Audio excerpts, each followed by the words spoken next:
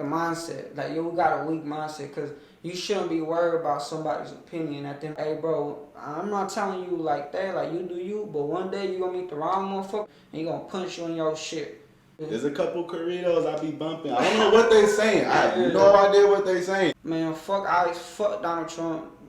Like, where do you think your twang kind of come from? Cause I don't know, you got like a little bit of a twang. Do you hear it in your? Yeah, I got jumped in high school, right? I did notice that, like, in that first song, you said nigga, like saying that. That's the way I feel about it. Oh yeah, right, I call it Jug Season. Hey YouTube, it's your boy Jug from Jug Season. We back with another interview for y'all. Man, we got my boy Just Ryan in the building. Shit, Just Ryan, man, Eastside baby. Shout out my boy, man, Dylanbeenjuggin. You already know. Let's get started, man. My bad, gang. Nah, it's all good. It's all good. Yeah. Yeah, you showing love. Shit, how you doing today, my boy? Shit, I'm good, bro. Can't complain, man. I'm blessed. Shit, just been with the family. Shit, focusing on what's next. You know, what's to come. Okay. That's fire. That's fire. Shit, we'll get straight into it, because I was low key just like lightweight interviewing, bro, before the interview started. That's my fault, y'all. Like, that probably would have been good content. So we gonna get straight into it. He said he's an East Side baby. That's honestly my first question. What was life like growing up on the East for you? Shit, growing up on the East was cool, bro. I'll be honest. Shit, it was a lot of like, I grew up and I feel like I'm a 2002 baby. I feel like it's the new generation, but I feel like I'm part of that last generation where you got to enjoy shit outside. So you feel me? I was always outside low key with the homies. Yeah. Not really like I was getting into trouble, but just outside doing shit, you feel me? Playing shit, ding dong, this shit, whatever. It was cool as shit. Okay. And I started smoking weed and shit, whatever. It was like, it was cool, you feel me? I wouldn't say the regular. East is like necessarily bad, because it's hood, but it's like a cool hood, you feel me? Like, we always getting along. Yeah. And everybody get along, you feel me? You could be like different blocks out here on the East Side, but you still cool with everybody. So I ain't gonna lie, shit was cool as fuck. I fuck with the East, man. It's hella love. Shout out 32nd block in Roosevelt. That was gonna be one of my questions. I was gonna ask, are you from 32nd and Roosevelt? Cause I seen in the Really That video you was at that Circle K right there. Yeah, so a lot of people don't know, cause I ain't never really talked about it too much and shit. Yeah. But I grew up, to be exact, on 28th Street in Fillmore. It was in front of Wilson Elementary School. I grew up on some apartments called Fillmore Apartments. Yeah. And I grew up there since I was born till I was 10 years old. At 10, that's when I moved from there, and you know, my mom got us out the hood, let's say, and she got us a little crib, and from there we moved to an apartment type shit. But I'm exactly from 28th Street at Fillmore, but the main block would be 32nd and Roosevelt. So that's why I say, you feel me? Yeah. You go off the main street that everybody don't know. There's gonna be people that's gonna be like, where's Fillmore at? Exactly, This shit like hidden. It's a small ass street, bro. Honestly, like a small little bunched up community. But yeah, just right there off of 32nd and Roosevelt, you feel me? Yeah, so one of the, not the main reasons, of course, but like one of the things that got me onto you and why I started fucking with you is because I realized that you was from the East. And like, if you follow me on Instagram, you know I'm always posting about the East. I'll be claiming East Side, but really it's because like I just so happen to end up on the East Side of every city. So I'm originally from New York, and I was born on the Lower East Side of Manhattan. Oh shit! But I grew up in like East Harlem basically. Like all my family's from East Harlem. Yeah. And then it's like we came to East Phoenix. Like I lived in East Phoenix for like 11 plus years basically. You know what I mean? So it's like just always East Side. So like I always show the East Side love. But what you said is so real, because it really is love between blocks on the East Side. Like I just stayed from like 36th Street in McDowell, 44th Street in McDowell, 52nd Street in McDowell, 19th and Osborne. I know that's like kind of getting a little bit more north towards Arcadia. For sure. But that's the cool thing about the East Side. It's like, there's hood parts that get kind of grimy, but then since it's next to Arcadia, it also got like those nice areas too, low key. No cap, bro. So what high school did you go to? I went to Camelback High School, bro. I didn't graduate, but I ended up dropping out my junior year. Fuck COVID, man. Shit fucked all of us up. But I went to Camelback. Yeah. Okay. I was low-key thinking you probably went to North because but okay, that makes sense. Yeah, it's low-key closer, huh? Yeah, it was closer, yeah. I fucked with North. North was cool and shit, but that shit was a little bit more like heading towards downtown. Yeah. So I had to take more buses and all that shit. I was gonna try to ride the bus, bro. Yeah, nah. And at that point, we had just moved not around Camelback, but you know, it wasn't too far to the point where I could walk. You feel me? Or sometimes a homie would pick me up, but yeah, that shit was cool. Honestly, like I I ain't really fuck with it, but it was for like other reasons, not really like school wise. It's a good school. Yeah, it was just like life in. Yeah, no cap, bro. And then the people in this school too. But I mean, that's everywhere. You feel me? And I feel like if I would have gone to North, shit probably would have been more cracking. You feel me? Yeah, sometimes it be like that because when I first came out here, I was going to Mountain Point way in like Ahwatukee. Oh shit, that's fucking. And like when I was going, because I thought I was one of the first years when they had like the Southside kids going, but there were like Southside kids that were going to Mountain Point. Yeah. But overall, it's Ahwatukee. It's a lot of like suburban kids, you know. So it's like I didn't really fit in super there. And I went to the school in Guadalupe for I graduated from there, but I went to the school in Guadalupe called Compadre. Yeah. And like it was like an alternative school, so it's like the kids they were more my speed. So like I feel like if I had went to the Mount Point school, I probably would have like dropped out or something because I just wasn't focusing and like I don't know, I just wasn't engaging with the other students for real. I feel you. Yeah, that's kind of what it was for me too. Like most of the friends, like people that I was cool with, don't get me wrong, I'm still cool with a lot of people, but like I kind of like separated myself because people was like getting into sports and like doing their own thing and shit, and I was kind of really like with the music shit. That's what I was smoking my weed and all that shit, so it kind of separated me, and that led me to meet the people that like I ganged up with, like, you know, that's my crew, that's my people, that's gang, which is on deck that's gang. That's where you found your circle. Yeah, ODG, you feel me? Okay, but, so that's your squad, ODG? Yeah, ODG. Are y'all like a rap collective, like I'm gonna be honest, it's kind of like just like the crew you just grew up with, basically. It's like we was more like a rap collective at first, cause they older than me. It's like 3 of us basically. It's the homie, it's me, just Ryan, feel me? It's the homie Eric, which you know, Young Rico, Young Avo, and then Henny Lee. You know, that's the homies and shit. We was all rapping at some point, but as of right now, I'm the only one who stuck with the rapping. You know, they still getting money and they doing all that shit. And then one of the main homies, like that was really rapping out that group with me, which was Young Avo. Man, fuck Donald Trump.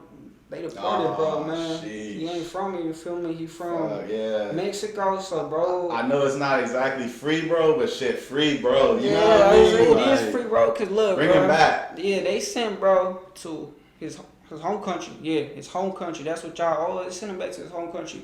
But bro they brought him here as a little baby. He grew up here his whole life. He got stopped, you know, a little speeding ticket.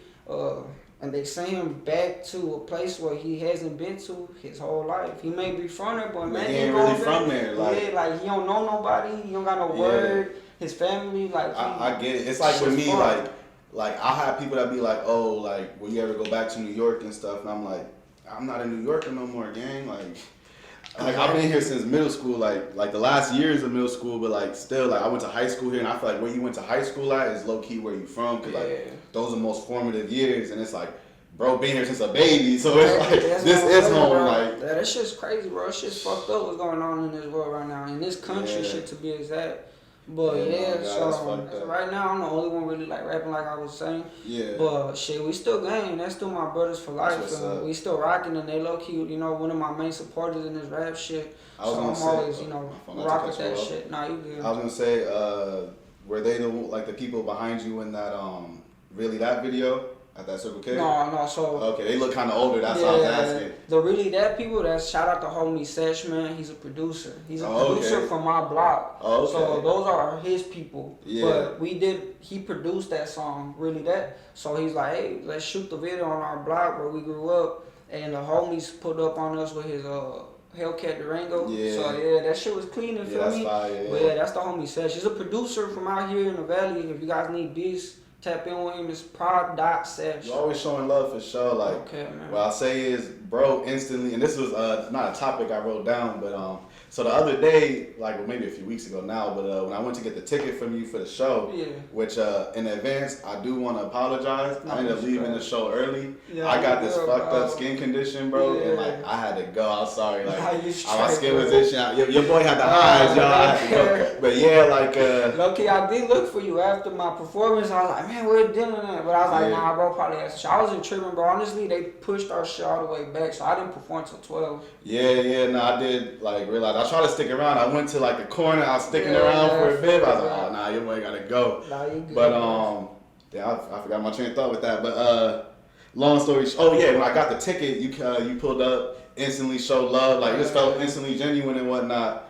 But have we ever met before? Because I feel like that's when you was getting at when you gave me a ticket. You was like, "This is our first time meeting, bro." Because I swear, like I seen you somewhere before. We had to have men at the shows back in the day. Back in the day. You had interviewed Prada and Stacy before, right? Yeah. You did an interview outside their show. Yeah. We might have met there because at that time I was doing shows with them with Kill Stacy and Prada. It was like 2017, 2018, 2019. Like those 3 years when Prada and Kill Stacy was running that shit down here. You feel me?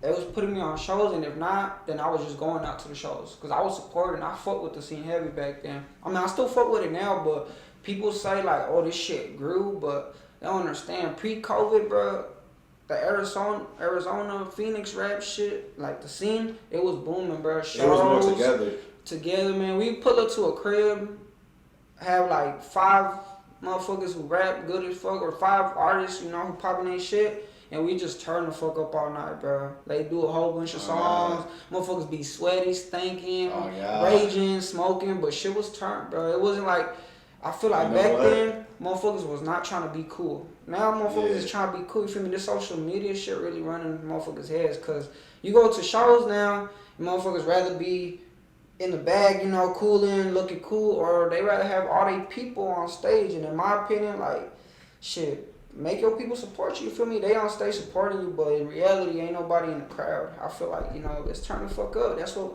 a show is kind of for, you feel me?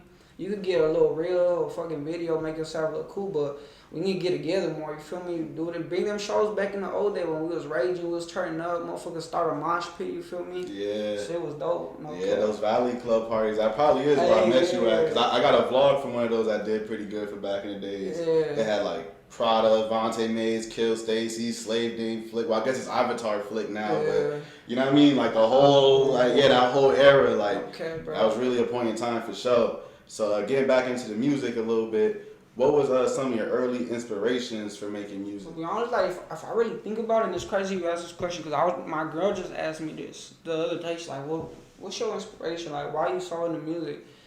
First off, I really give it off to my family because they like real musical. But not here in Mexico. Yeah. Every time I go back to Mexico, all my family, when they link up, you know, we eat food and shit. They bring out the guitar. Everybody singing. My aunts, my uncles, everybody around me. And I was always around that, you know, music stuff. So that always like brought that part out of me. Like, oh shit, I know, like I fuck with music heavy. But also I feel like a big inspiration is my older brother, bro. Cause he ain't never with the rap shit, but he taught me so much more music than I would have ever. Like, is he like a hip hop head? Yeah, he a hip hop head. Or just like a music head in general? Yeah, I say he's a music head in general. Just due to the fact that growing up, I was listening to like, I wouldn't even really listen to music. Like growing up, you feel me? Like I fucked with music, but I didn't really have select artists that I listened to. I just put whatever, you know, was out, you know, Migos, Drake, fucking Big Sean, whatever. But my brother got me into real artists, bro. Like, he was the one bumping all this, like, I'll say the backing child, Rallo Rodriguez. Shit, who else? Kevin Gates, Raw Wave, Key Glock, Dolph, just like bigger artists that I don't think I would have ever gotten into if it wasn't for my brother. And also my brother's like all genres too, so we wasn't never like, cause you know when you grow up with your brother, cause it was just me and my older brother. I have a little sister, but she ain't coming till later. But he would always have the aux, you feel me? He's oldest, So he would take that shit. He ain't trying to listen to your little kid music. Yeah, exactly. And he played different music, you feel me? So I started getting into like, even like country and shit. I rap, but like I listen to country, I listen to Mexican music, I listen to rap, like it's everything, bro. Yeah. So I'll ask you this question, but so yesterday in my interview, I asked what's something that people wouldn't expect that like you're into, that like, you know what I mean, for that artist, which I'm about to ask you now, but something for me that people wouldn't expect that I'm into, unless if you like been following me for a while now. There's a couple corridos I be bumping. I don't know what they saying. I have no idea what they saying, but it sound gangster, so I'm like, hey, let's go with it. You know what I mean? I mean, to be honest, music wise, I listen to more corridos than rap, and it's like chill corridos, like Don Bochillo, Nathaniel Cano, Fuerza Regina is cool, you feel me? Like, Just the newer version and shit. But like the most unexpected person that lately I've been bumping, and I would have never thought in a million years I'd be bumping this type of stuff. But that shit hit, man. It's that Morgan Wallen. I ain't gonna lie, bro. That shit be here. I'll be off that Morgan Wallen. That shit be here, bro. Hey, look, you might catch me as your local Lyft driver until this YouTube thing go off. You know what I mean? But hey, look, I'll be picking up them we'll call them suburban folks. Yeah. You know, the Karens and whatnot. And I'll be bumping that Morgan Wallen, you know what I mean? He go. Yeah, he go. You know what I mean? So this is like a topic that I'm going to be bringing up with certain rappers that got like either unique accents or voices or whatever. And I feel like you have a very unique way of not just how you rap, but I was happy that when I met you, you still had that twang. Like it's not your rap voice, basically. So like, I guess what I'm saying is, like, where do you think your twang kind of come from? Cause I don't know, you got like a little bit of a twang. Do you hear it in yourself, or am I tripping? Am I the first person to say that?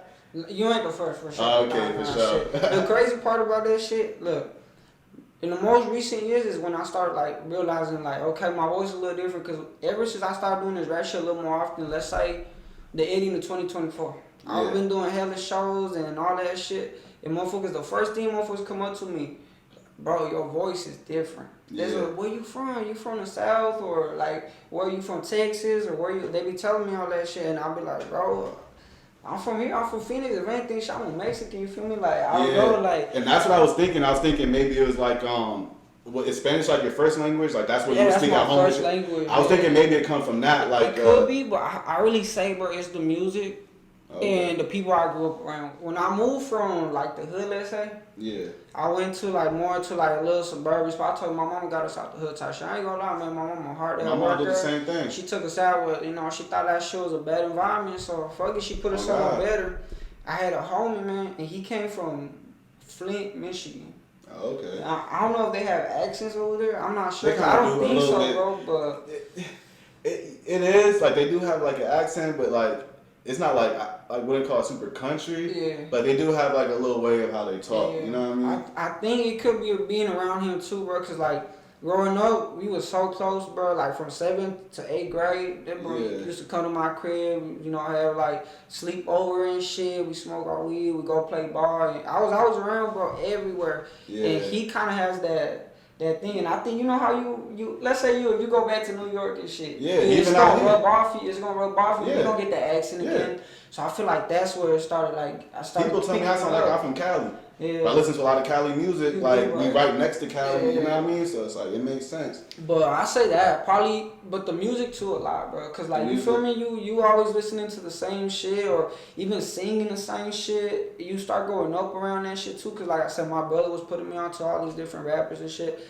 I be listening to No Cap a lot. Like I'm talking about crazy. Like bro, I could sing his songs word for word. I've been to all his shows type shit. Like no dick riding shit, but I feel his music when I do it. And even him, like he got that southern little accent. I feel like maybe that, cause I don't know where I got this shit from. Like I just grew up. It's fine. You really talk like that. Like this is not an on-camera thing. Like he really, and I respect that. You know what I mean? Cause it would have been one thing if it was like you had your accent on the songs, and then it's like you come off and you sound just like me or something. You know what I mean? I feel you. But that's unique as hell. That's what I be learning too. Though people do got their rap voice. I'm not saying there's nothing really wrong with it. It's just more of like just me being curious as like a hip hop head, fan of the music and whatnot. Like I could damn near like tell when certain songs aren't even recorded like in the same room sometimes. Like cause like I used to rap back in the days, you know what I mean? So like I know like what both sides of being like the rapper and the consumer, I guess you could say. Don't look up my rap music, it was horrible, y'all. But okay, getting back into it. So your unique sound is actually a big reason and why I put you on my original Phoenix rappers list. Eventually, I'm gonna stop mentioning them in my interviews, y'all. But it's a topic. I'm doing it. Whatever. Get mad at me. I don't care. So yeah, I put you on my Phoenix rappers list. I can't recall on whether if you was on any of the other ones that popped up, but whether you are or aren't, how do you feel? Just like what they do for the culture. Do you feel like there's something that's like helpful? Like, how do you feel as an artist about these lists? I feel like everybody got an opinion. You feel me? So like. People getting mad, that shit goes to show, like, the mindset. Like, you got a weak mindset. Because you shouldn't be worried about somebody's opinion at the end of the day. But I think it's good for the culture, bro. I think we need that shit because a lot of people, it's like me, bro. I seen a lot of them lists. And not ones that I hate because I don't know most of the people. You feel me? How am I going to hate on somebody I don't know? Yeah. You feel me? They might be having more emotion or they might be putting out more than I have, you know, throughout the years type shit. So it's like, for me, it gets people talking. It creates, you know, a buzz around the city. Yeah. Motherfuckers get in their feelings and start dropping. So it's like, you feel me? Like, that shit creates Could create like a little rap beat. Yeah. What I'll say is Phoenix Hip Hop, the Instagram page, I've seen like when he did his list, there were like artists that was even dissing him, and I respect that. Like you could get a real reaction out of people. Yeah. That's what I'm saying. I feel like I honestly think it's good for the community. Like we need that type of shit, and even for me, you feel me? Like I said, it made me get to people a lot more artists that I ain't never heard of, and it also made me like I ain't gonna lie. Like sometimes I do be thinking like, fuck, why am I not on that list? But it's like shit, fuck it, you know, it's their opinion, and if anything, I just gotta keep working. You feel me? Like I may be working hard and shit, but people think 1 year of hard work gonna pay off. You feel me? Like nah, you gotta keep going, bro, until this shit pop out for real. You just gotta keep going, bro. Cause people think I barely started rapping. Like people meet me, they be like, oh, you just started this year, but it's like nah, bro. In reality, bro, you know, like I've been doing this shit for a minute. What year? So this is a question I have for later, but we'll push it up to now. What year did Still Grinding come out? That was your first song? Yeah, Just Grinding. That shit was like, I'll say 2016. Or 2016 or 2017. No, hold up. Let me check. Honestly, I don't know exactly when that shit came out, but it was. Yeah, I think I had looked at the time, but I forgot. Here, what I was gonna say about it, you know that song got like 65K streams, right? Yeah, that shit got like 65K. We had a YouTube video too, and that shit was about like 40,000 views. Oh, for real? I swear, yeah, bro. It was my most viewed video. What happened to like how did you manage to make that first song blow up like that? Bro, people just fucking with it that hard? I'm gonna be honest with you. Shit, my bad. I was trying to see when I fucking made that song. So that song all came off of. I'm gonna make this like long story short. Fucking, I got jumped in high school, right? So I ended up getting jumped. Once I got jumped, none of the homies helped me. You know, mostly everybody who was like in my circle at the time, nobody helped me. They see me getting beat the fuck up. The homies I ended up meeting, which is ODG, those 4 homies that I said, Henny Lee, he was the main one. He jumped in for me and he fucked them up and like got my bag and got them off of me. Yeah. After that shit, I went into a depression and I started rapping in that depression. I don't know, like I just picked that shit up. I was going through it. Shout out my cousin Danny. He was the one who told me like, hey bro, you need to rap. Like every time we be having smoke sessions, my bad. Every time we be having smoke sessions, you always be freestyling. Cause I used to freestyle, bro, like 24/7. I just always was freestyling and shit. Like to the program motherfuckers be like, hey, bro, shut the fuck up and hit the blunt. You feel me? Your cousin was the one that told you like, nah, go hit the booth. Yeah, exactly. And not only that, he helped me get in the booth. Like man, I was 15, 16 years old. You feel me? I was young as fuck and had no bread in my pocket at the time. Shit, I didn't even know what studio to hit or anything like that. So he ended up getting me in the booth, paid for my studio time, and at the time before we got into the booth, I was thinking like, hey, what should we do? What song should I come up with? What's the name? You feel me? Like I was trying to brainstorm, and he gave me the idea to make a song for a well-known plug at the time that we was close to, or he was close to. He had his homies was part of, you know, whatever that so-called crew was. You feel me? It was called Just Grinding. Okay. And so he's like, shit, make a song for my boys. They'll fuck with it. If they do fuck with it, you know, they'll put you on or they'll show some love. So I ended up just like, hey, all right then, let's make a song. He knew about them and shit, so he told me like, all right, this and that, give me a little backstory. I did the song. We went into the studio. He ended up sending me that shit back like after a month, cause they ended up having to get that shit like actually mix and master, sounding good, cause it was my first time, bro. And then my first time doing it, I also only did one take. We did one take on the fucking vocals, one take on the ad-libs, and after that, we just left. Like, I ain't hear the song. Like, I ain't get to see it, maybe how it sounded and none of that. It sounds good. Like, yeah, it sounds like, good. Especially for a first song, like, you know what I mean? I was like, damn, this nigga started off with good talent. Like, I ain't gonna lie, yeah. And then I think that's me making a song about a well-known plug and me just getting drunk. And I had stopped going to school after I got drunk, you feel me? Yeah, it was just like that time in life, just everything, just all the emotions of what's going on, just all led into it. And then I dropped that shit, and then when I dropped it, I was like, man, I'm gonna go back to school. Let's see, like, you know, what's popping, you know, maybe, like, I'm just gonna see, maybe it'll do good for me. Yeah. And shit, I ended up fucking dropping that bitch, going back to school, and everybody in their mom was like, oh, this the kid who got jumped. Let's check out his shit, you feel me? Cause that video of me getting jumped, yeah, that's what I'm saying, bro. They was like, okay, he popping his shit. And they started showing love, and I ended up doing a music video to that shit. It's not out, but I can send you that shit. So I need to see that for sure, yeah. I ended up making the video, and I think that's what really just shot it before. It was so, like, organic, like, me really just getting on the mic and spitting, and they fucked with it off rip, you feel me? It felt natural, especially for a first song. You listen to my shit now, and you listen to that song. You can see the difference. Like, I can't, you know, I've that's going to lead into a question I got for you. But people still be like, oh, I need that just grinding. I need that. I'm like, man, what the fuck? So, speaking of the growth in your music and whatnot, you definitely hear the difference and whatnot. But something I noticed before, and not to get too controversial with it, because, you know, like I said, I'm originally from New York. It's a very diverse place. Like, we grew up with Puerto Ricans, Dominicans, Cubans. Everyone says the word nigga.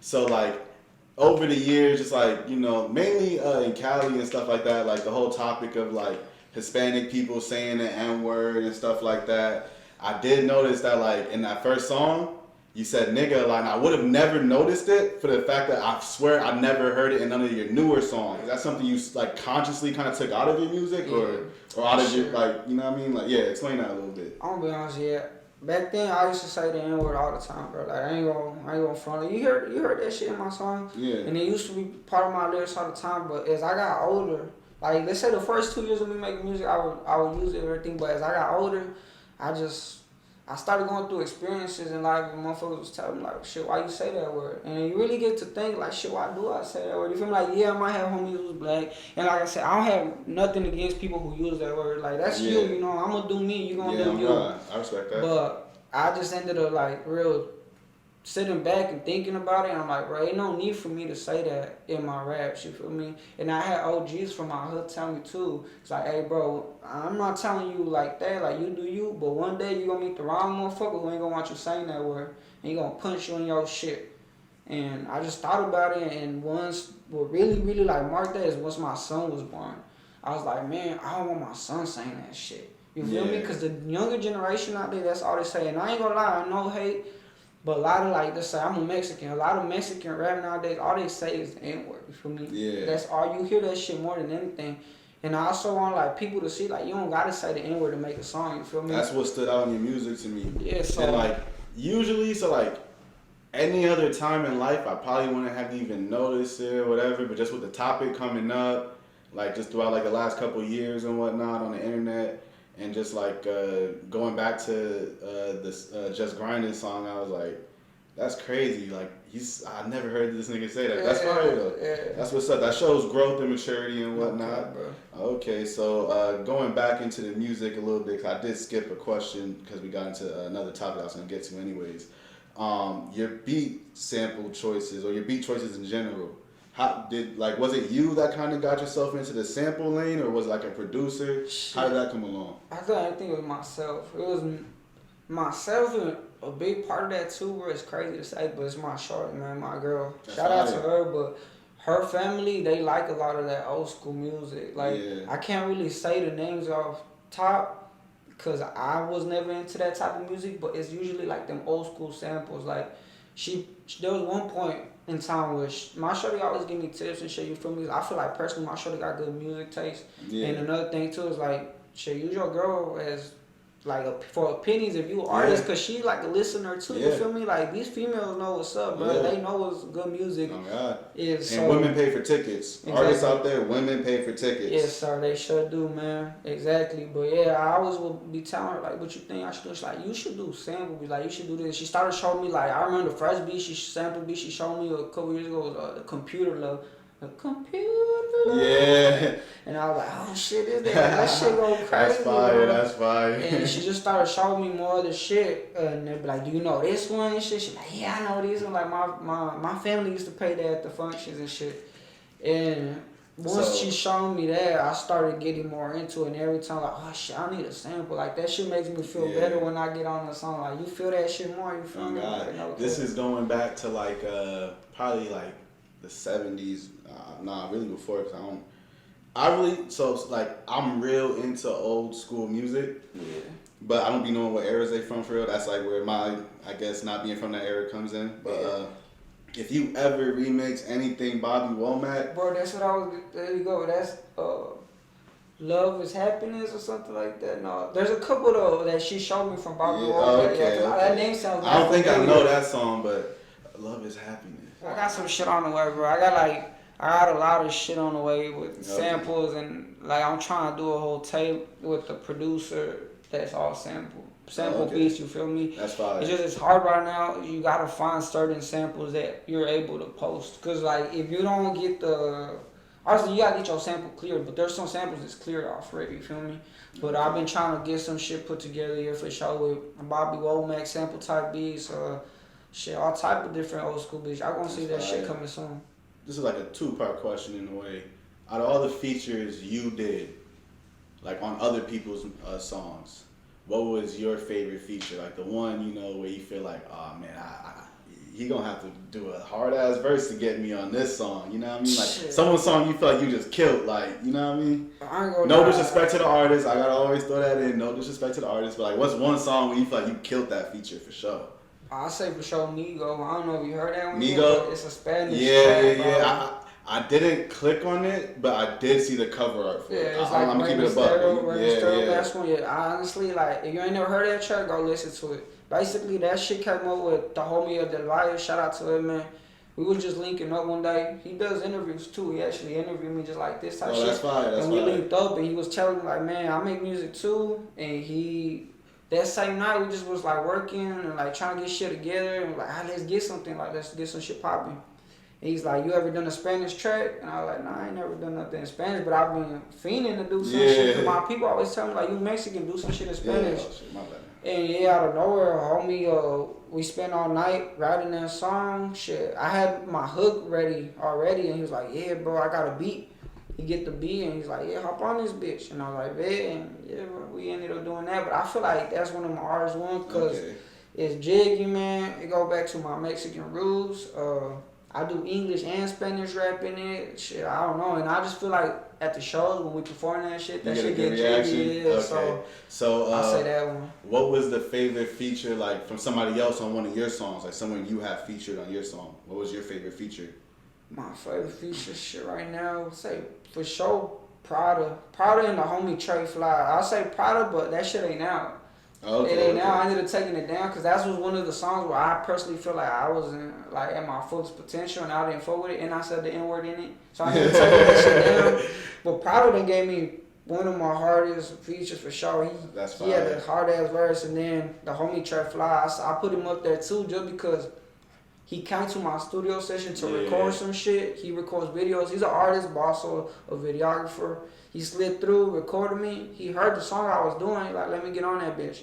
Within like 5 minutes, bro, went in the booth, recorded his verse, and it's a hit, bro. You know, I was thinking right now, what if you like put another verse on there and re-released it? Do you feel like that's tacky or? That's what I wanted to do, bro. Like that's what I was. Okay, for sure. I thought my green light just ding ding ding. Okay, for sure. I can't find the. That's why he the artist. I can't find it. Oh damn. Okay. So it was on my other iPhone, like my last iPhone probably that I had, and I didn't back that shit up, so I don't got the fucking file, bro. I just got the song on its own, like completely and shit. But like maybe I could go back into the studio, chop it up, put the beat, put my verse. There's probably a way with the right engineer and whatnot. Okay, for sure. what was your favorite show that you've done, like, where you feel like you had the crowd super rocking, like, 'cause you do a lot of shows. Yeah, you do a lot of shows. To be honest, I feel like for a Phoenix artist, you know what I mean? Lately, yeah, I have been doing a lot of shows. I told myself this year I had to do some shit with that, man. But I say my first show ever, which was a 420 show that I did in, like, I want to say fucking, I don't know, it was pre-COVID, but it was a house show. It was a 420 show. It was exactly on 420. And I remember that show, man. It was one of them crib shows. It was like 2 living rooms, but together type shit. And everybody was in there. And, bro, that shit was turned the fuck up, bro. I still got videos of it to this day. And I remember just everybody just bouncing up and down. Just bouncing. Right. We was all sweaty as fuck. And it was actually the first show that all my people went to as well. Because, I mean, it was my first show. My brother, my shorty, some of her homegirls was there. Some of my homeboys was there. And even people I'd never expect to see them lit and jumping and shit, they had everybody in that bitch lit. So I say that. And then shout out my homie Ramsey too, because at that time, every show I did, I made sure to pop out with my homie Ramsey. You might have to tap in with him. You might have to bring him on this too, bro. For sure, I'm gonna look him up. I'm gonna look him up. Send me his like pretty much anyone you mentioned. You know what I mean? If you want me to check out and whatnot, send him through for sure. Yeah, but I was my bad. Just to finish up, I was popping my shit with him, man. He go crazy too. So like him having that energy he had, and he was popping the shit with the rap shit too. Like just both of our energies on the stage, we always connected and we got everybody hyped. So I say any show I did with the homie Ramsey, that shit for sure was one of the most popping shit. For sure. Kind of went in and out of this, you know, throughout like the interview. How has the family life impacted your music? Because I liked when I heard that, like you said, your girl helps you find samples and whatnot. Like she got a good ear for your music. And I like how you said that, you know, outside of the N-word stuff, that like when your son was born, that like it just made you rethink, like, you know what I mean, how you even approach music. A lot of people, you know, they might reapproach how they come at life but still make the same music, you know what I mean? So, how has that impacted your music and whatnot? I say it's like trying to find a balance between everything too. So I personally feel like it's impacted it in a good way, because it's like steered me to the right direction. Like, to be honest, bro, it's hard as hell to balance this rap shit with being a father, you feel me? Because I gotta put, you know, I gotta pay bills, I gotta put food on the table, I gotta make sure that shit, I'm doing good in life, you feel me? Sometimes when you're an up and coming rapper, you know, you could put that shit to the side, the life shit, and kind of worry about your rap shit. But right now, it's all like finding a balance with it, but it's steered me in the right direction, because as much as I say it's hard, when you finally learn to balance both of those things with being a father, not only a father, but being someone's partner and rapping, and it's like, it starts going well for you in a way, because like I implemented my life shit into my music, which people fuck with, because people want to hear that real life shit, you feel me? You want to hear no bullshit all the time.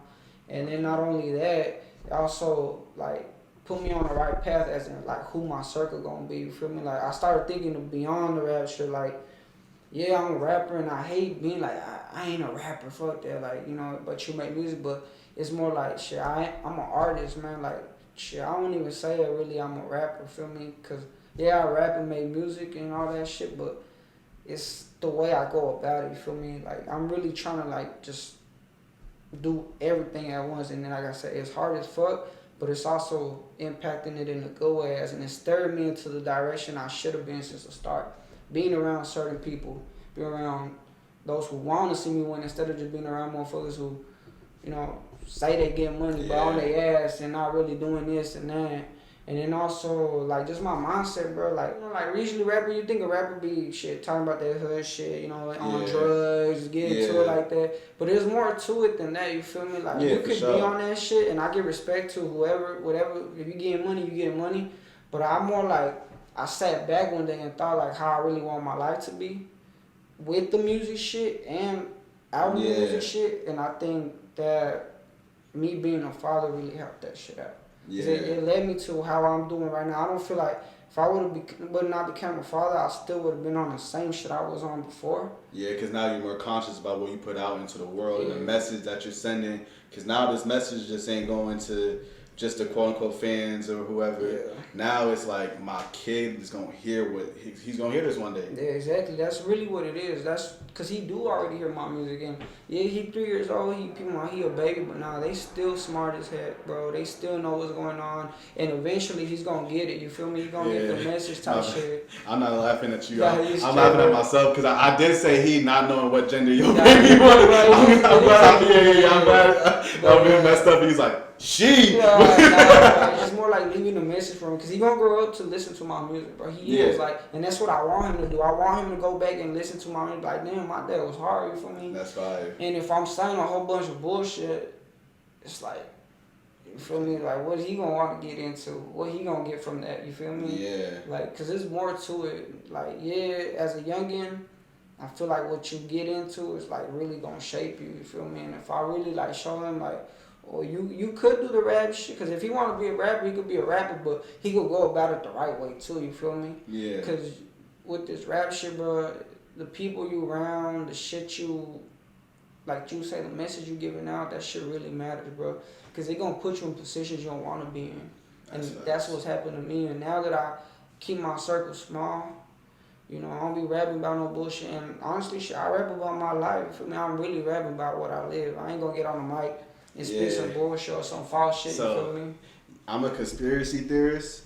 And if I ever interview again, bro, my laptop's gonna be this way, cause he just be answering questions that I got like ready, like before, like I'm like, bro, like, nah, just shit. But I like this interview because literally, like, I'll get ready to say something or ask a question, and just naturally through like you just being yourself, you answer it because you're a genuine person. So the same stuff that I would have asked about your music is showing in your personality. So that's fire. Yeah, I appreciate that shit, not for real, bro. Yeah, because I was gonna ask some advice that for you to give to like other rappers, and that was great advice right there. What works for you gonna work for you, and what works for others gonna work for them. I say just, you know, keep your circle small. Make sure you pay attention to who you around, and also make sure that you got people who really support you, bro. Cause I promise you in this rap shit, make connections, cause those strangers that you make connections with is gonna support you way more than them, the people you grew up with. And not only that shit, I also say like, don't fall for the bullshit. You feel me? You don't gotta spend hundreds of dollars on this rap shit. You don't gotta go out and, do all this promo, pay this person, pay that person. You gonna end up losing so much money. You gonna get got, and you gonna get the same results. I say just put in the work, be consistent, and make sure people genuine before you fuck with them. Cause everybody out here just. They want a bag, you feel me? Like, that's what you want a bag, they want a bag, shit. Everybody want a bag, so just be careful. I got two things to what I'm finna say right now off of that. One, I respect that so much. I like that you said that because, like, I say the same thing about this media stuff. If you're not aware, we're definitely shooting this off of a phone right now, y'all. And, like, I got 12,000 subscribers. I got videos with 100,000 of views that I all did off of the phone. Sometimes it's just a matter of just doing it, believing in yourself, rather than like trying to get the appraisal from certain people or trying to pay to get into certain places and whatnot. Because that's what's going to lead into the next thing I was going to say. I feel like a lot of it sometimes is like not just necessarily out here in the music game in general. It's like real like pay to play. Like what they say, a hit song costs like $100,000 or something like that, $300,000 or something. Okay. It's something crazy, but I know like the labels pay a crazy amount of money to like make a song lit. And like I even seen something the other day where it's like La Russell, I guess he paid like $120,000 in like 6 to 7 months on promo. Yeah. And I do see the value in that because he pops up on my feed all the time. I don't know about yours. Yeah, he do. But on the other side of that, it's like, I feel like the way how the internet is structured, that like just off of the likes and a genuine fan base, he could have did that without paying that much. Okay. But maybe it doesn't go that way. I don't know. I'm still learning the industries. It's consistency, bro. And I feel like what people get like misconstrued is like how quick shit happens. I think people expect shit to blow like this, or they put in like hard work for it. Let's say example, like someone puts in hard work for 10 months and been dropping videos and been dropping songs and they don't blow up. It's like, you still gotta keep going, bro. Like, don't get discouraged because throughout those 10 months, you didn't get the views or you didn't amount to what you wanted to amount to. But if you keep doing that shit consistently, even if it takes 2, 3, 4, however long it takes, you feel me, you're gonna get to your destination. It's not always about like fucking. Fire. Yeah, it's like, or like, yeah, you just can't always think like, all right, I'm gonna pay for this or I'm gonna do this and it's gonna work out for it. Nah, bro, you gotta be consistent and you gotta be patient. It's something that I've learned like as an artist to be, because even aside from being an artist in my real life shit, I've never had no patience. But as I grow up, and my like having the right people around your side, tell hey, you need patience. Patience gonna get you places. Trust me. And that's what I always say, like patience gonna get you places. And it's like, but you gotta wait to get there type shit. Like you got to wait your turn, bro, because you gotta go through certain shit that gonna make you who you are. You feel me? That's if you force something, it's not gonna be that. It's not gonna come off organic and shit ain't gonna last, man. Some people prefer that 1 minute or 1 day of fame than, you know, having consistency and being good for the rest of your life. Because there's a lot of one-hit wonders out here, man. There's a lot of people who blow up and then go all the way down, but it's because they let that shit get to them. You feel me? Yeah. You can't be like out here worried about the views. You can't be out here worried about the followers. You can't, fuck all that shit. Just keep going. Keep putting out as much. Like, even you get 5 likes, bro. I see some channels, bro, that they started off for like fucking a year of just getting 2, 3, 4, 5, max 25 likes. But shit, after 3 years, these motherfuckers is running shit, popping their shit. Everybody want to collab. You feel me? It's like you just gotta put in the work, and everybody's outcome gonna be different. It might take a year for him, man. It might take a month for this person. It might take 2 for you. You just gotta wait. And that's something I say about my own channel too. It's like, cause most of my subscribers came from the UK. And before like this little run I'm on right now with the whole media and stuff, like I took like almost like a 3-year break off of YouTube. Yeah. And it's like, damn, I forgot my point. You know what? That's cool. F my point. You made a good point, gang. You know what I mean? It's all good. So you have any upcoming music you want to promo? Or anything upcoming music. I got for sure an EP on the way with the homie Huncho X. Be on the lookout for that. I got more features on the way with a lot of people, a lot of artists in AZ. And fuck it, we gonna say it here, man. I got an album on the way coming soon, man. It's gonna drop next year, but it's gonna be an official album. It's gonna have number hits. I best believe that. It's gonna have features, but you know, from motherfuckers that I really fuck with and been wanting to work with type shit, but it's gonna be well thought out. It's gonna be well put together, and it's gonna be some shit to look out for sure, man. For sure. Yeah, shit. Thank you for coming through, my boy. You already know, man. You know what I mean? Hopefully we can, you know what I mean, do this again at some point down the road. You know what I mean? For sure. I just want to continuously document like the scene out here. You know what I mean? So I feel like, you know, as the years progress, as y'all grow, I grow. We'll see each other all the top. But what I will say about the point that I said F before, I just want to throw this in there. To any media platform out there, I see myself like on equal footing with everyone, because like all my subscribers basically came from like the UK and whatnot, and they don't really view this stuff I'm doing right now. So it's like, that's what I try to use to like always keep me humble and whatnot. And then like also just remember, like when I see a video and it doesn't do as good as my old videos used to do, like bro, like it's a marathon, not a race. Like you got a vision, stick to it. Exactly. You know what I mean? The people, they gonna come. Nah, for sure. That's how I feel too, bro. I was just thinking about that. Like back then, I used to get more views on everything, and now I don't get as much. But I feel like my work is more, my art is better. You feel me? Shit just gonna be like that. You feel me? Like he said, it's a fucking marathon, not no race. Shit, we gonna get to it one way or another. And on that note, we out. Yeah, just season, man.